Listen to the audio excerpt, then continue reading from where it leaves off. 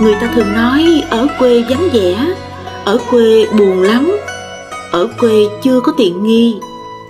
Nhưng hơn ai hết, những người con của quê hương phương Nam luôn biết rằng ở quê có cha, có mẹ, có mái nhà quê, có mảnh vườn nhỏ và cuộc sống bình yên cùng với nhịp sống lao động cần cù của người dân quê mình. Ở quê, bà con thức dậy từ rất sớm để lo chuyện đồng áng ruộng vườn. Cực lắm chứ không giỡn.